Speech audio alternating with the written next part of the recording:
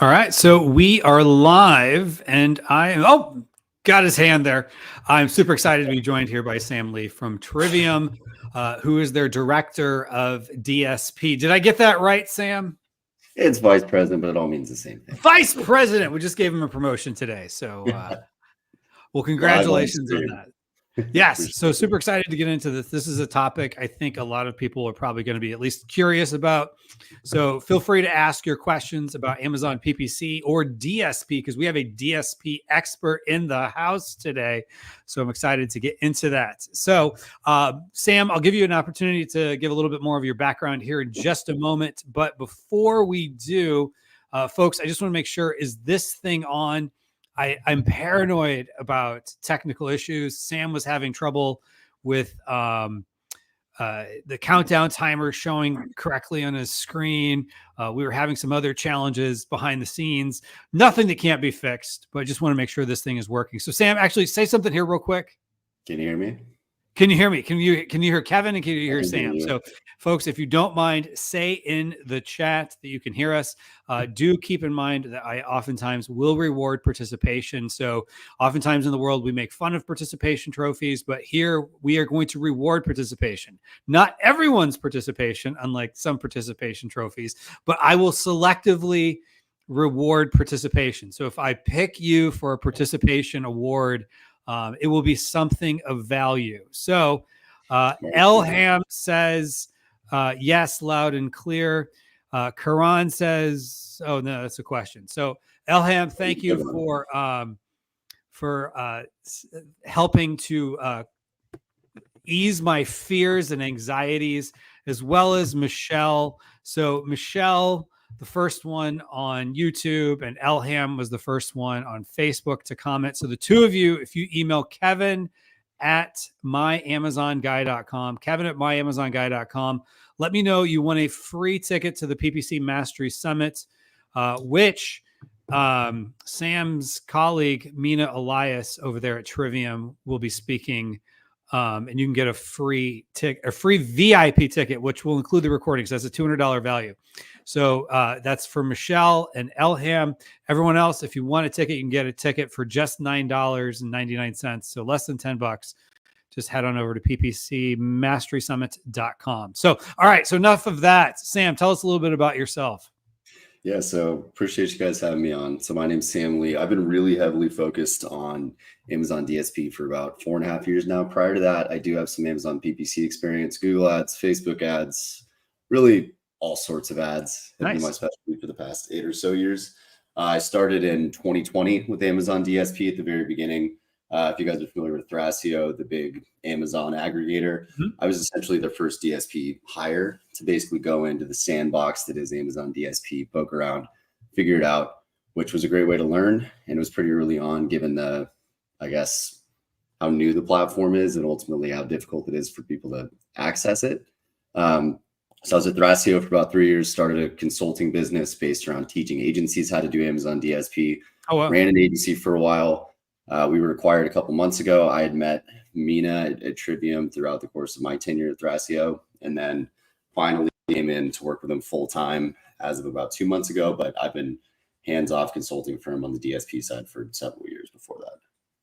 Wow! So you've gotten your hands dirty in DSP. So all day, every day. What works and what doesn't.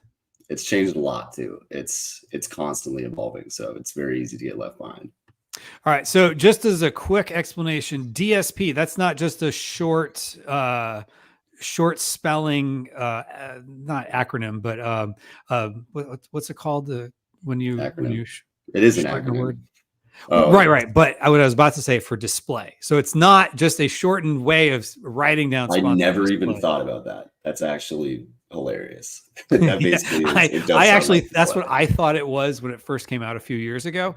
And so I'm wondering if anyone else, maybe it's just me, but I had thought that. Hilarious. So it's definitely different. So folks, if you're at least somewhat curious about what is DSP, we decided we would bring on Sam because he is an expert on this topic. And so Sam is going to explain what DSP is here for just a few minutes. So he's going to share his screen here in just a second.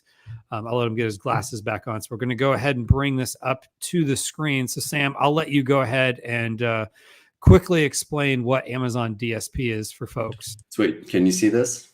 Yes. Great. So it's funny. There's actually two. If you look up Amazon DSP, you're going to hear about two very different things. So there's Amazon's demand side platform, which is a programmatic marketing tool. That's what we're diving into today.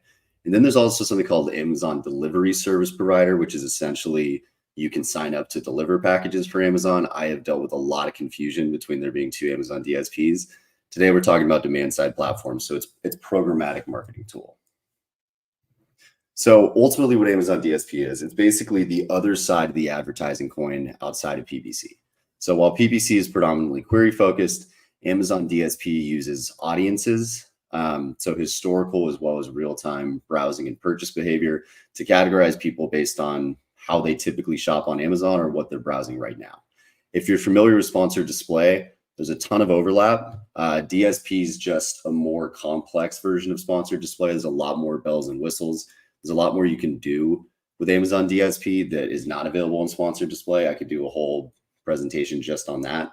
But if you understand how sponsored display works, you loosely understand how DSP works. It's just a little bit more, ultimately it's a little bit more complicated, but there's a lot more that you can do with it to refine the way that you use it. The other thing that's worth noting is the easiest way to do it is display ads. So these ads can be shown on Amazon or off Amazon. It's up to you to decide.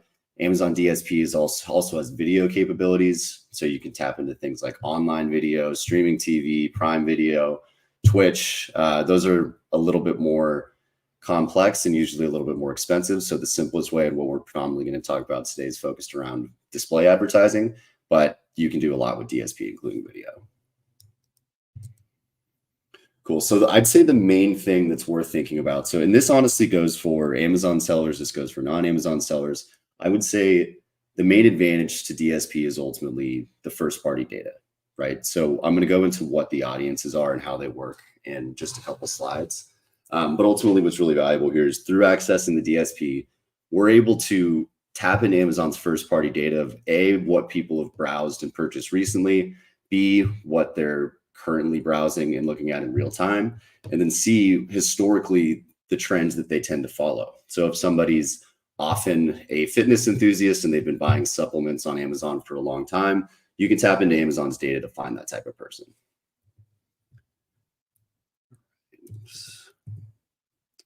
Cool. So just going into a couple of these different audiences. So starting on the top left, we have lifestyle audiences. That's kind of what I just mentioned. So Amazon has something like 15,000 pre-created audiences that are available in the DSP. We can also make custom audiences we'll touch on in a second, but here are the basic types. Lifestyle essentially means historical browsing behavior. It doesn't have to be recent. These are trends that carry on over time. So if somebody consistently, as I mentioned, is buying supplements on Amazon, they'll be put into a fitness enthusiast lifestyle audience. If somebody tends to browse and purchase from high fashion over time, they'll be put into a lifestyle audience that's focused around that. So it doesn't mean that they bought something recently or they're browsing it now. It just means based on their account, this is something that they've continued to show as a trend over time. The next one is in market, right below it, which is just one step, I guess, a little bit more targeted. This is what they're looking for now. So this is over the past 30 days. An example of an in-market lifestyle audience would be protein, sunglasses, as we can see there. They're a little bit more specific, whereas lifestyle audiences are historical trends over time. Lifestyle is the past 30 days. So what are products that somebody's looking at now? So that's a little bit more targeted. The next one is ASIN audiences. This is, I would say, 90% of what I use the DSP for, and I'd encourage you to do the same if you have access. Essentially, the way that we use these audiences, you can take any ASIN on Amazon, outside of the ones that Amazon owns. They don't let you make audiences based on those, but you can take any ASIN on Amazon, you can set a custom look back window, and you can target people that have looked at, purchased, looked at similar products, subscribe and save members, product search audiences, and essentially you can use anywhere from 1 to, I think it's like 10,000 ASINs to create these audiences. So this is really how you refine your targeting strategy, whereas in market is set and you don't get a lot of insight into what people are actually looking at. ASIN targeting is one more refined. So I'll talk about this a little bit, but the most basic way to use DSP is retargeting. So somebody that viewed but did not purchase your product, this is how you would do that. You plug in your ASIN, you can plug in all of your ASINs, you can plug in competitor ASINs, and you make custom audiences based on that. And that's really how you refine your strategy based on look back windows. So we're looking at a custom window. So maybe we only want to target people that have looked at this product for the past 7 days versus people that have browsed a category in the past 30. This is really how you can use DSP to get creative and use it really any way you want. The next one I think is it's a little newer, relatively speaking, and one of the most exciting is contextual targeting. So as opposed to setting look back windows based on 7, 14, 30 days, contextual is what they're browsing now.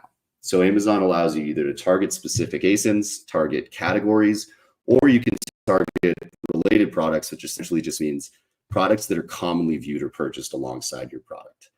So that one is real time, and we see a lot of high intent with contextual targeting. The last one is probably the most top of funnel, which is demographic. Probably don't need to explain what demographics are, but that's basically just you can target based on even things like income, marital status, location. That's really top of funnel if you're looking to do a big brand awareness play that you can tap into that as well. What I will say is that the interesting piece about this that makes it different than, say, Facebook advertising is basically as opposed to Facebook, which you'll be utilizing ongoing interest to determine who people are, this data allows you to tap into what people actually buy, which in my opinion, if you're in the e-commerce world, that's really what's important. Even if somebody's interested in X area, it doesn't mean that they're necessarily buying that thing on Amazon, but this is based on what they actually view and purchase on Amazon, which tells us a lot about people. Like with the contextual, like if they buy, I'm thinking of this on the fly, like an oven, and maybe they need, certain accessories for that oven. Yours might, be accessories, or if they've just bought a type of refrigerator and you have filters for water for that type of refrigerator, you could target people that bought that refrigerator. Exactly. And that's to me, like the most interesting thing about Amazon DSP is it encourages you to think about not only have people viewed your products or they're interested in you, or are they browsing the category and looking at competitors, but what complementary products are people viewing and purchasing? So if you're selling, let's say I ran a lot of ads for pet food for a long time.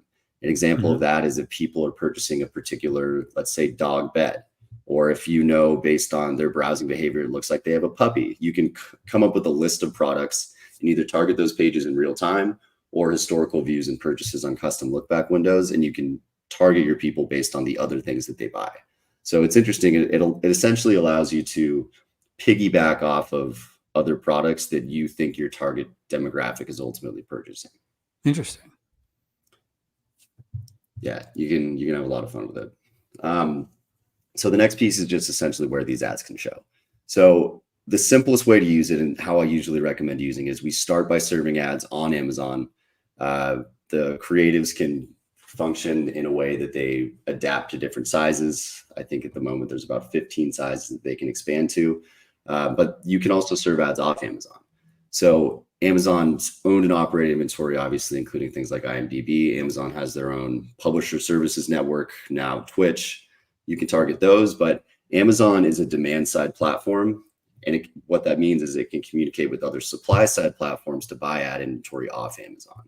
So when you tap into these other supply side and third party exchanges, essentially you can find your same audience that you were targeting before, and you can serve them ads on their mobile, desktop, whatever it may be, and blanket ad real estate across the web. Because if they're logged into their Amazon account on that computer or phone, you know that it's them, and you can serve them ads elsewhere as well. Awesome. Cool. And I think this is a big one, which I mean could require its own meeting, because I want to obviously leave as much time as possible for questions. But using DSP and PPC together, one general rule of thumb, there are exceptions to this, because honestly, you can even run Amazon DSP for non-Amazon sellers. It's called non-endemic.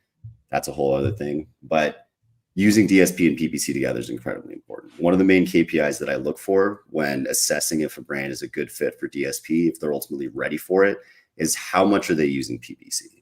Because when you start running ads on Amazon, the first step that every brand should take, provided you're able to do this within your category, is launching PPC.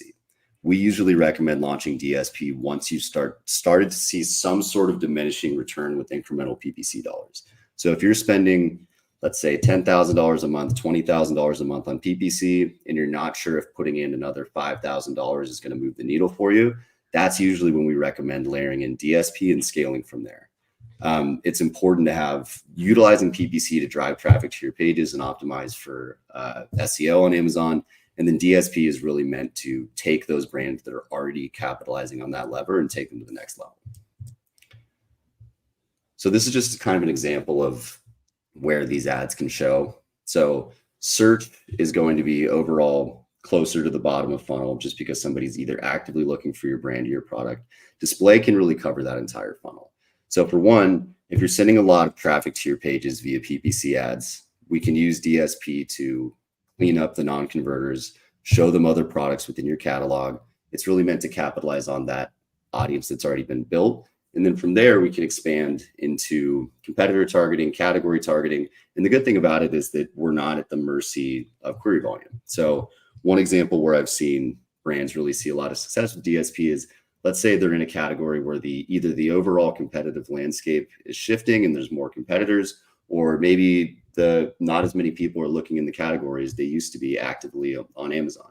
And by tapping into Amazon DSP, you can find your target audience without them having to look you up or look up your category at that exact time. But that being said, really, you want to make sure that you're dialed in and doing everything you can on the search side before DSP is meant to push both platforms to the next level. So kind of as I mentioned, we can cover the whole funnel here. So at the bottom of the funnel, I'm going to work bottom up. You have retargeting for DSP as well as brand loyalty, and then branded search. In the middle of the funnel, it's non-branded search across sponsored products, sponsored brands, whatever it is you're using. And then that's when DSP is for competitor targeting, contextual targeting, in-market segments, kind of covers that consideration stage. And then all the way to the top at awareness, that's essentially when we can target broader groups of individuals that may not even be aware of your category or your brand.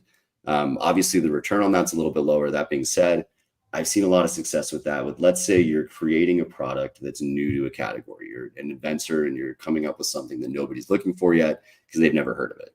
This is where DSP can really be beneficial because we can find people that are browsing the category.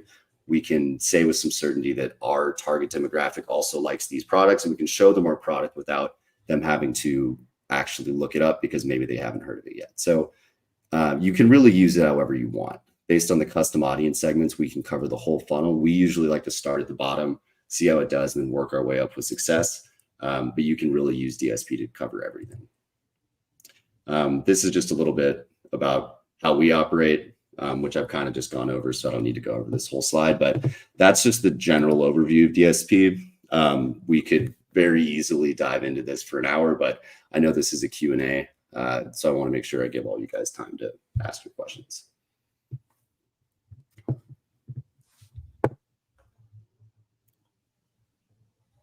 Cool. So that was super helpful. So we're going to go ahead and allow for some questions now. What I will say is, I know people already have some PPC related questions, and we'll probably ask some more PPC related questions, which is great. We will prioritize the DSP related questions just because we have a DSP expert here. Now, with DSP, it gives us the chance to reach different audiences in different places than we would normally with Amazon PPC, even with sponsored display and some other things, and a lot more control on it. And there's also a lot more, I would say, anxiety over. Yeah, there's more levers to pull, right? There's more levers to pull, and there's not as much information out there about it, I will say. Because the other piece of it is that in order to accessing DSP is much different than accessing PPC. So that's one of the questions I get very often is, where do I log into DSP? And the honest truth is you probably can't, because getting a seat on Amazon DSP is ultimately difficult. And part of this was because there are a lot of bells and whistles. There's ultimately a lot of ways to mess it up and do it wrong. Mm-hmm. And when Amazon very first released it in beta, a lot of people didn't have the best things to say about it, but frankly, they didn't know how to use it. So Amazon either prefers to go the managed service route, meaning they will get you a seat and run it for you, but usually their minimums for that are somewhere from 30 to 50K a month. Or you can access it through a tech partner, which then you pay a percentage of ad spend, and you do ultimately still usually run it yourself, or you find an agency partner. because getting your own seat has become incredibly difficult. Got it. All right. So one question that did come in from Karan is, if you were to teach DSP with someone using the 80-20 principle, what would you tell them? So basically a new client comes on board for, Trivium, and they say, hey, Sam, help us with getting DSP started. What is that low hanging fruit that you're going after first? Yeah, I would say that it's very category specific. So one thing, when I see the 80-20 principle, the first thing that comes to my head is that is often what I tell clients in terms of where they should allocate their ad spend when we start. So that means 80% should be going to PPC, and then we test out DSP with that 20%. And then if we see a ton of success, then that can shift. Ultimately, we start at the bottom of the funnel. So when I launch new brands on DSP, where applicable, I'll start with retargeting, cross-selling within the brand, and then contextual targeting. Keep it nice and simple at the beginning, and we launch on Amazon. See how those perform, and then from there we can get really creative with competitor targeting, complementary product views, different types of contextual. So what I usually say is we keep it relatively lean at the start, and then after maybe 2 weeks, you cut your losers, double down on your winners, and test something new. And then over time, as you experiment with new strategies, because there's honestly endless things that you can try, you identify the winners, you cut the losers, and then you focus all the money on what's working. Got it. So what categories have the best success with DSP coming straight out of the gate? Which ones take a little more massaging time to work on? Yeah, that's always an interesting question. And the reason is that simply the strategies that you have to use are different, right? So when I think of categories, I mean, there are obviously a million that we can touch on, but the two things that I'm looking at when I think about this, what is your price point? And how is the competitive landscape? Like, how unique is your product, and how much does your product stand out compared to your competitors? Typically speaking, for higher price point products, plain and simple, you want to start with retargeting, see how that does. If you're a little bit lower than your competitors in the category, you go for competitor products earlier, versus really cheap products. Like, let's say we're selling something that's $8 on Amazon.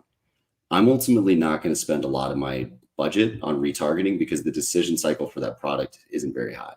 Right. If somebody's going to buy an $8 product, they're usually not going to think about it for 14 or 30 days. They're just going to buy it. Right. They're not going to keep sleeping on it. Oh, I'm just not sure. So you don't want to waste your money on retargeting that I could just return. Right.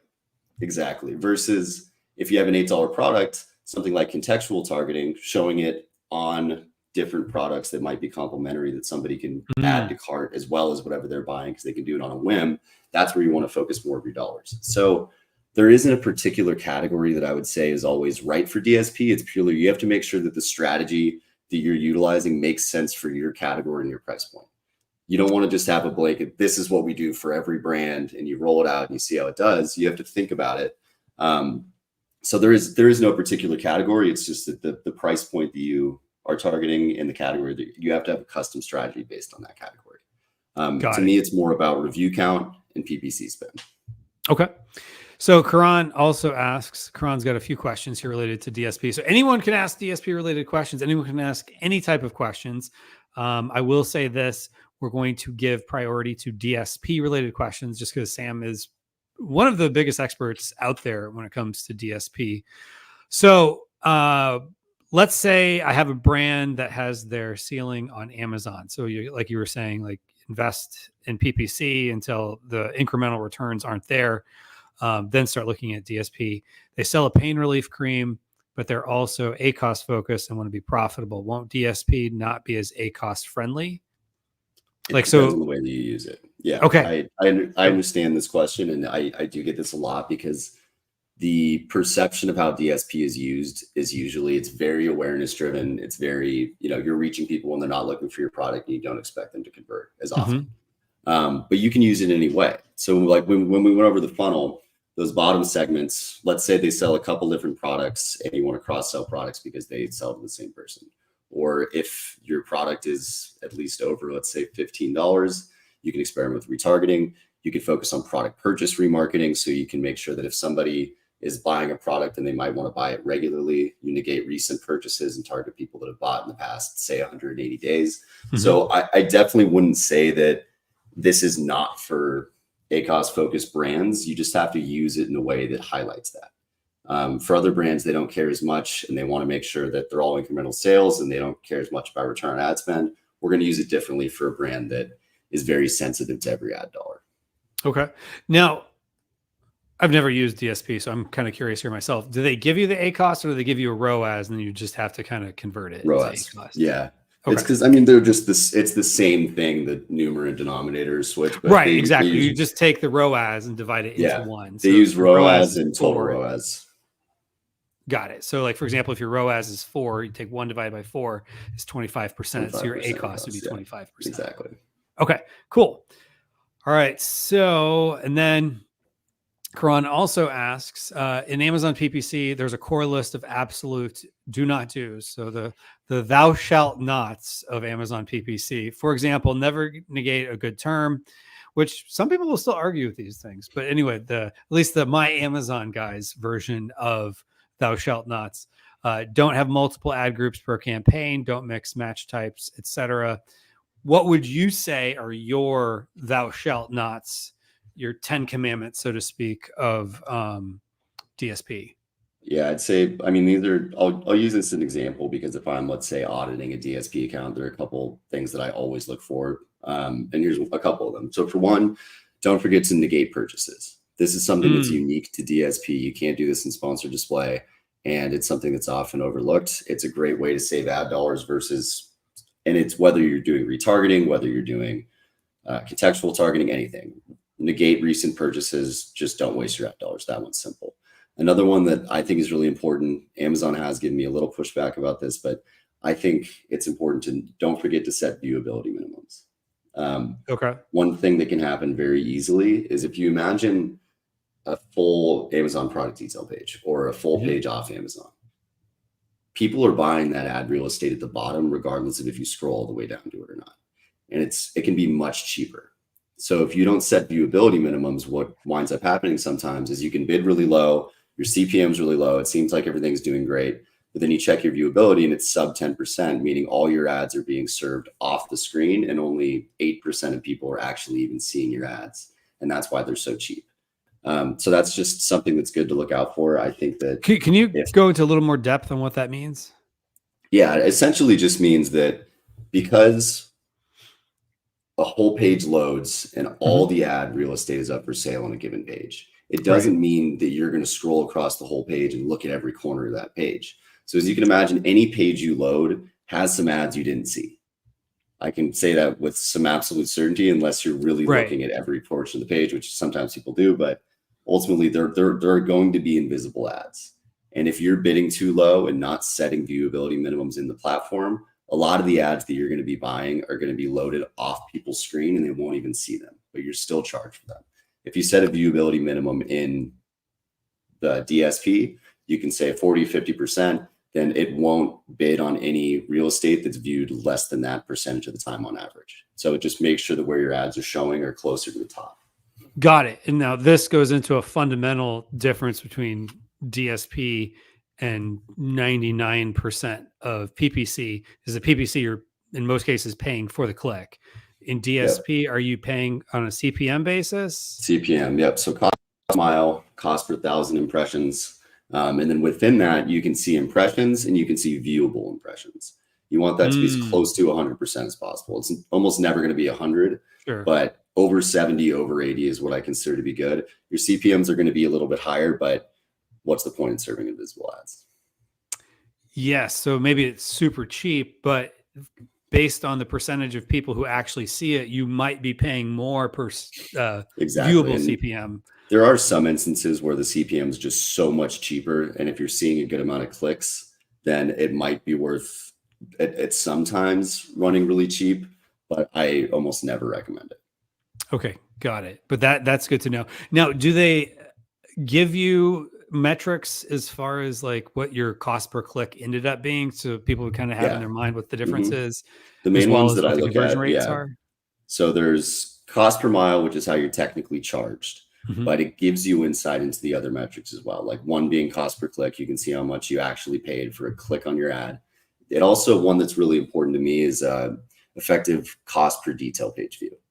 So that essentially just means it's not necessarily somebody that clicked DSP is ultimately attributed on a view through, but if somebody did at least see your DSP ad and wind up at your detail page, whether they saw you, looked up your brand, clicked a PPC ad or organic, whatever, it'll factor in there. So effective cost per detail page view is a really important one to look at, because even if my CPMs are high, if my cost per detail page view is low, then I'm in a good spot.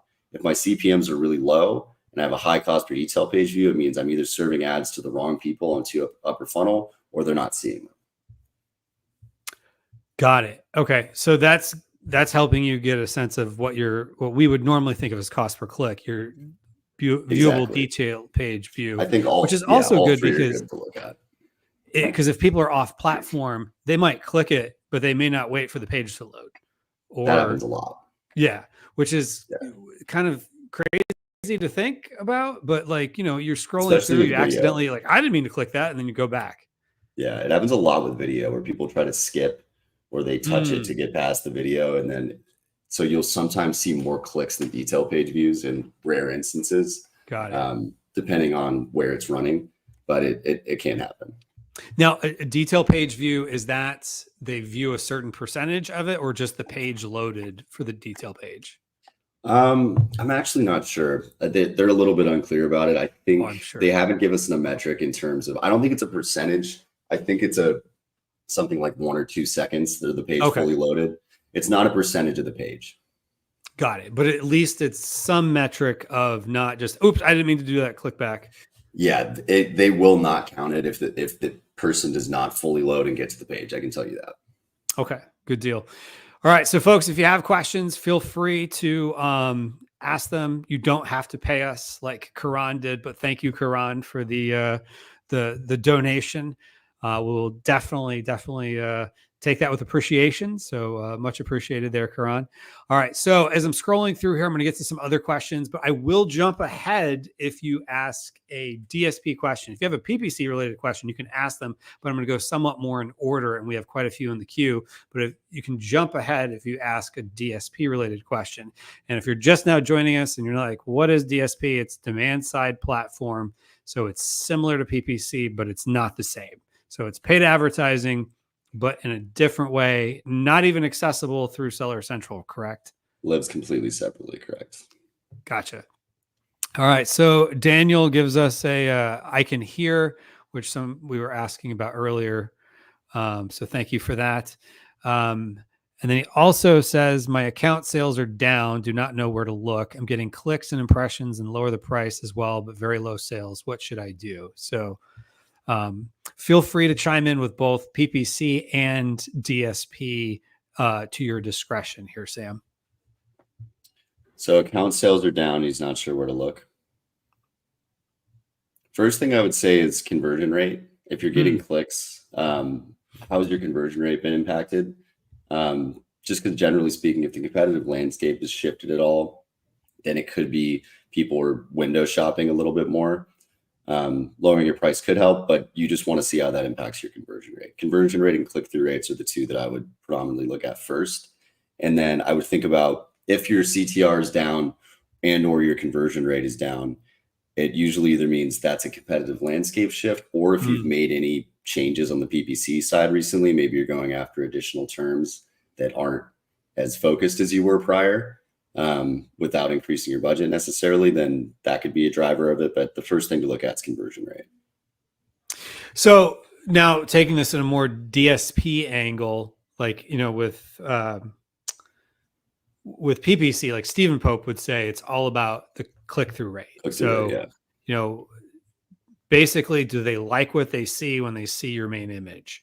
And then conversion rate would be on the page. It's easier, as Stephen would say, to get more people to click on your ad than it is to get them to convert. So, or to change the metrics, I should say. So in the case of DSP, are you looking as much at click-through rate, or are you looking more at conversion rates? Because I'm sure it varies wildly different if you're showing up on CNN.com versus if you're on a product detail page for a similar product. Yeah, it's typically, that's a great example of where I look at effective cost per detail page view. Just because click-through rate is hit or miss on DSP, especially zoom imagine, we're charged per 1,000 impressions. It's showing up a lot. The Mm-hmm. click-through rate is going to be low. Typically speaking, it's going to be some portion of a decimal. It's a lot lower than it is on the PPC side because of how frequently the ad shows up and where. So I don't really look at click-through rate on the DSP side much at all. That's where I look at effective cost per detail page view, because ultimately, even if I'm paying a lot for these impressions and I know that people are going to the pages, I feel good. If I'm paying nothing and I'm paying cheap and no one's going, then it's, even if it is their cheap impressions, it's ultimately a waste of money.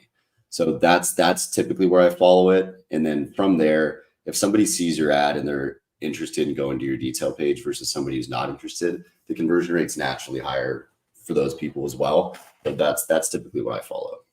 Gotcha. Follow-up question there. Are there any attribution things to think about with DSP? Because with PPC, it's usually, it's like 7-day look back window in most cases. So it's fairly simple. It's all on the platform. So the data flows cleanly, whereas it's still, Amazon's still following the whole trail, but are there any things you have to be concerned about with attribution of your ads? There's a lot to think about. Okay. So it's view through attribution, which is always going to be questionable in some capacity. So a couple things that you have to look at. And the thing is, it's not necessarily as much of a question about attribution as much as it is incrementality. We're able to deduplicate the attribution between PPC and DSP by using a merchant token. So at least we know that if somebody sees a DSP ad, clicks a PPC ad, buys the product, even though the platform lives separately, they will not double count sales.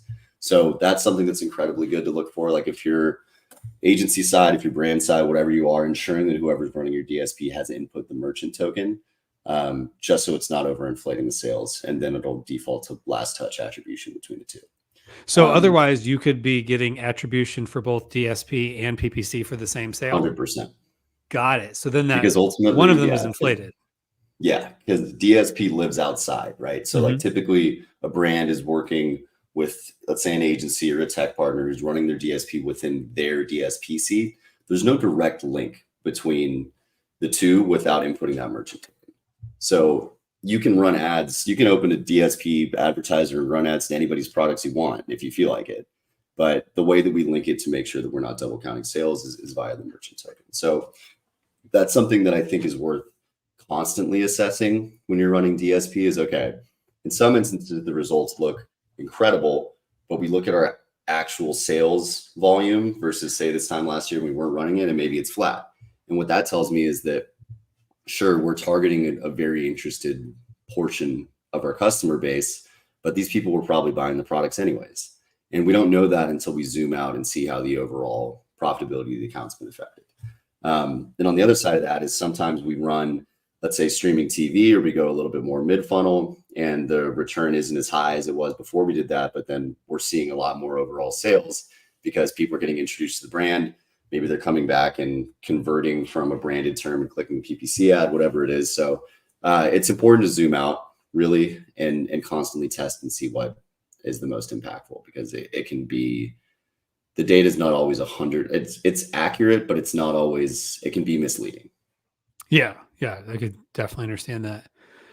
All right, so another PPC related question. This has got a few parts to it here. So Blizzard Wolf TV says, do PPC campaigns cost more and less efficient over time the less you stock you have available due to fulfillment center locations and visibility?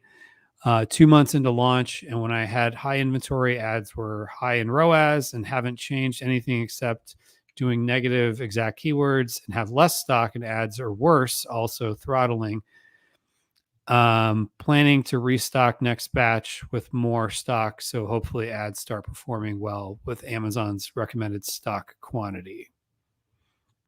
I've got some opinions here, but I'll let you chime in if you do. If not, yeah, that's an interesting question. I think I'll let you lead the charge on this one, just because in terms of them actually charging you more based on low stock count, I'm not sure. That being said, I think that it's really important for brands to know, because going out of stock, if you actually were near going out of stock, that's one of the worst things that you can do in terms of crawling back out of that hole once you finally get back in.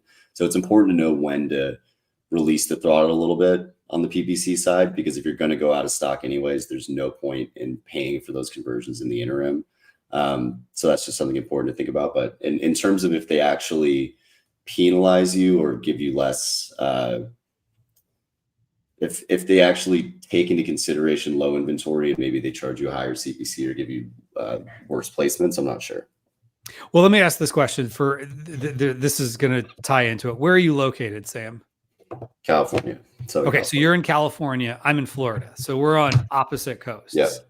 I guarantee if you and I went onto Amazon, did the same search, looked at the same product, we're going to see different delivery times potentially. Definitely. And so if, let's say, the West Coast is well stocked and the East Coast is not, it might be 4 or 5 days to get the product, because everything's in California. Yeah. So if that's the case and you're low on stock, that could affect it where your delivery times are slower for some people. I don't know that Amazon, I've never heard them specifically penalizing products with low stock. If anything, depending on how low your stock is, if you're below 20 and it's got that red, only X number of units left, that should actually help your conversion rate, because nobody wants to miss out. And there's always that, oh my God, there's only, I've done it before where you buy some random old book and it's like, there's only 3 units left. And it's like, the BSR is like 1 million. So, you go back in a month and it's still going to be only 3 left. Right. But for most private label products, you're going through more than that. All right. So we're going to move ahead. That's a really good point about the different areas and the lead times, though. I didn't think about that, but so that could be part of it. Yeah. It just, inventory planning and management is like top 3 most important things I can think of on Amazon. Yeah. Rule number 1, don't run out of stock. Rule number 2, don't run out of stock. Rule number 3, check rules 1 and 2. Right. So you don't want to run out. But if you're just starting out, you didn't have a lot of history, and timing the suppliers can sometimes be difficult. So, it happens, but you want to do your best not to let it happen. All right. So coming up next, Dabaj really wants to know, please tell me, how do I get a client and which platform is best? So totally going in a different direction, but this would just be an interesting one. Yeah, that's a good question. I think the most basic answer, I think LinkedIn is the one that most people use. That being said, the way that you approach LinkedIn, it's hit or miss, right? All of our inboxes have been much more saturated and full of messages than they have in recent years. Mm-hmm. So I'd say it's less about what platform is best and more about how you use a given platform. I think just blindly DMing a bunch of people on LinkedIn isn't necessarily the best way to go anymore. I think that looking into groups, so a couple things that, depending on who you are and what you like to do and where you live, you can do online groups that can be helpful. I think that there's a social media subset for just about everything on this planet. And I think that, Amazon's obviously no exception. And then I've also found that attending events has been incredibly helpful for me. I know that not everybody agrees with this, and a lot of people say, I went to this event and I got nothing out of it. I like to go to smaller ones and find basically all of these are just ways of networking with people that sell on Amazon, right? And there's no right way to do it, but there are people that sell on Amazon that live on LinkedIn. There are people that sell on Amazon that are in Facebook groups. There are people that go to meetups. And it's just about hedging your bets and trying to find people where they are. And then one advice that I was given a long time ago, especially when you're starting out, is you want to give away so much that it almost hurts, right? Once you have more leads coming in and you're talking to more people, that's one thing. But at the very beginning, you have to find a way to set yourself apart when you might not have the track record that a lot of other people in agencies have because you're new. So you have to find a way to, once you do get in front of these people, what am I going to say that's going to make working with me feel irresistible? And you're not going to have a bunch of case studies. You're not going to have a track record. You won't do anything free necessarily, but I would make sure that that's the first thing I figured out before I got in front of these people, because if you get in front of them and you have nothing interesting to say other than you should be my client, then I'll do great. Yeah, I promise. And another resource that I would suggest is $100 million leads, which that book right there. By Alex Ramosi. He talks a lot about, going after kind of your warm network first. If your warm network doesn't necessarily have people that have, sellers, go after, larger audiences like with social media, or maybe, doing some cold outreach, but I would avoid paid ads initially. It is super competitive in the Amazon service provider niche with paid ads. All right. So, keep on asking questions. M. Treviso said, "Oh, that's right." And I'm curious, what was right? Was it related to ads or more with the inventory part? So I didn't catch when you jumped in there. But we will be getting to some more questions here as we go. So feel free to drop them in. We are starting to run low on time. I will cut this off at the latest at 1:00 p.m. Eastern time, which is what is that? 10 o'clock? 10 your time. Yes. I was trying to do quick math on the fly, and I was giving myself more credit than I probably should have there, an ability to do it. All right. So Elham asks, any tips and recommendations for product label, product launch, PPC strategy? So what thoughts do you have with launching, and do you use DSP at launch? No. Well, actually, let me back this up slightly. Okay. So you can use DSP at product launch, but not brand launch. So again, my main KPIs for launching DSP are PPC strategy that you've explored and you push the envelope to see how much you can get there, and then 100 reviews. I almost never run DSP for brands that have sub 100 reviews.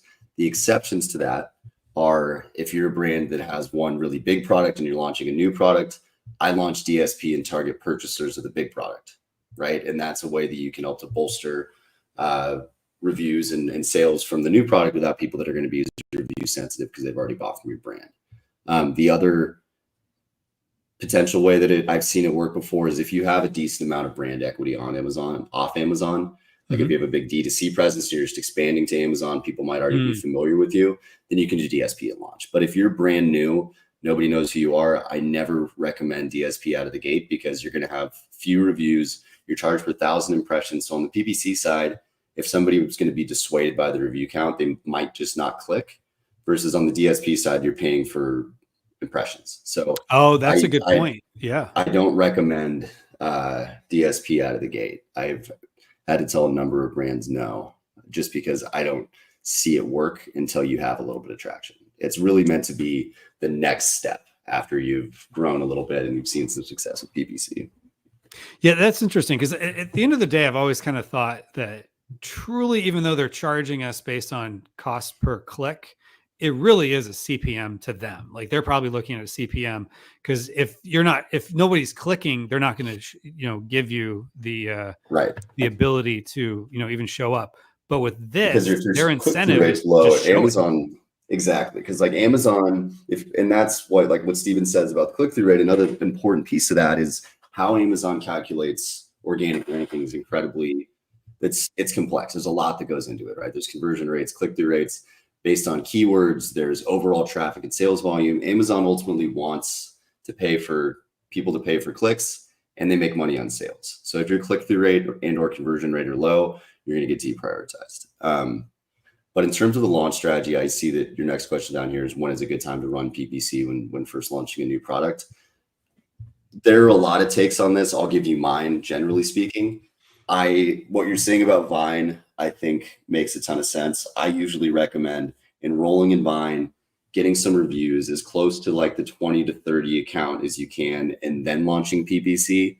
I say that from the standpoint of somebody that doesn't have all the money in the world, and I'd prefer to spare my budget, wait a little bit longer, and then once it has a better shot at converting, do it.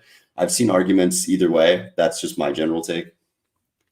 Yeah, it's definitely one of those things that, depends on your comfort level. Like I have a high SKU business and I go after very small niches.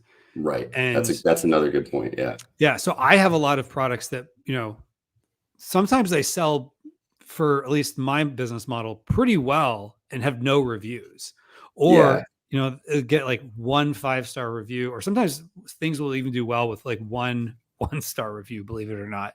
Yeah. Because people look at it, it's like, oh, it's only 1.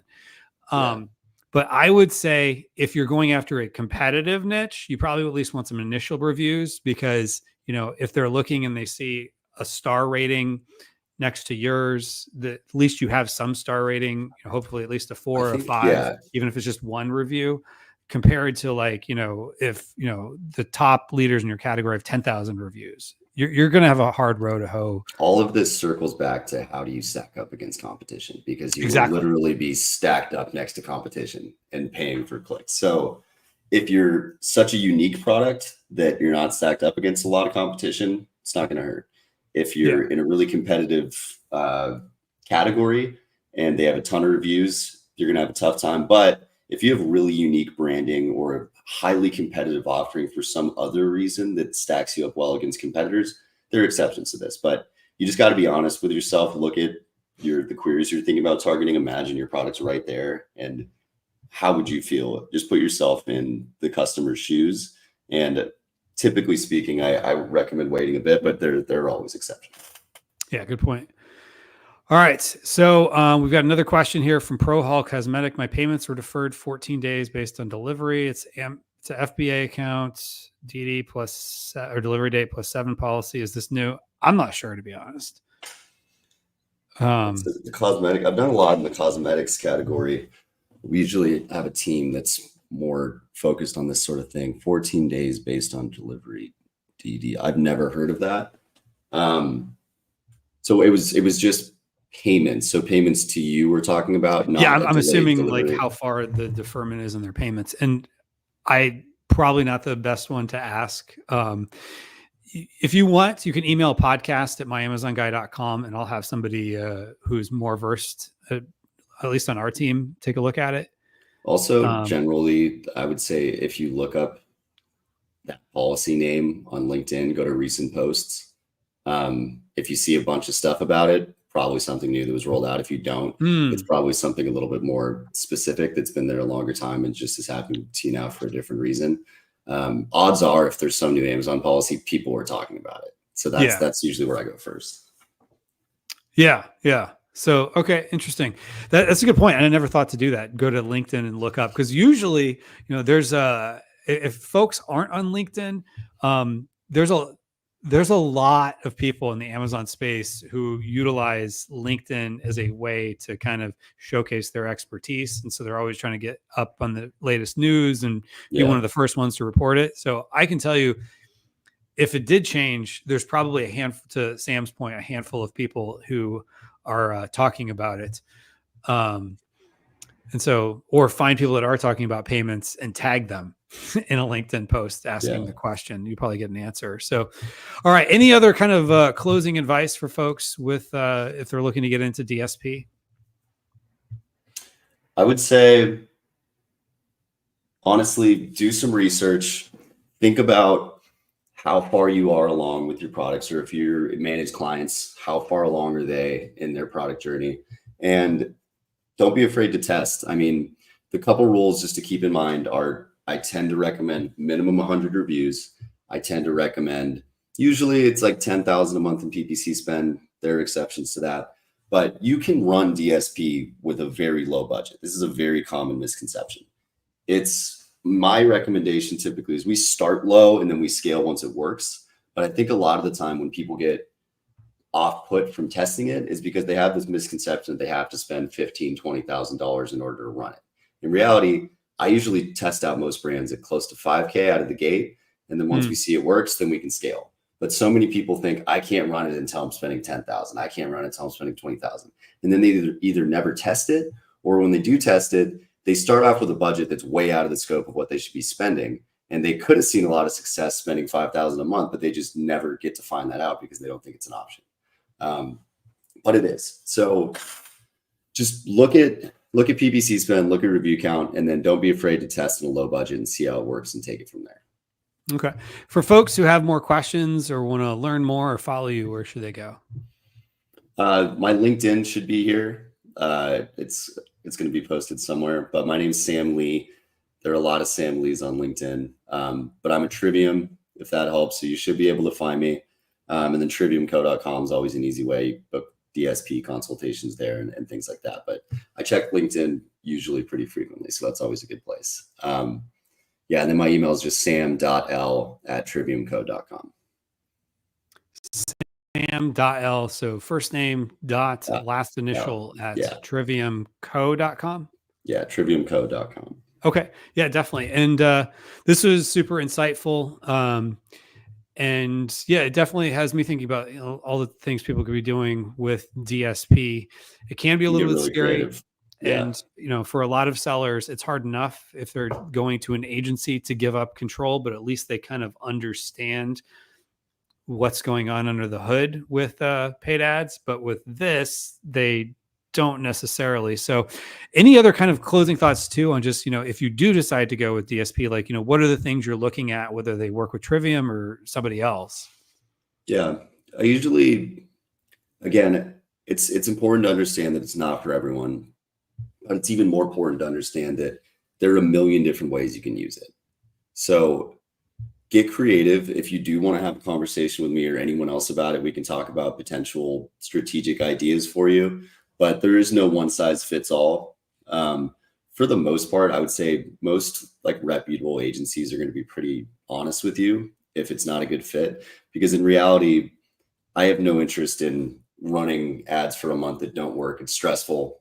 Mm-hmm. So I would say just ask the question. If you're trying to gain access to DSPs yourself, it's just not easy to do.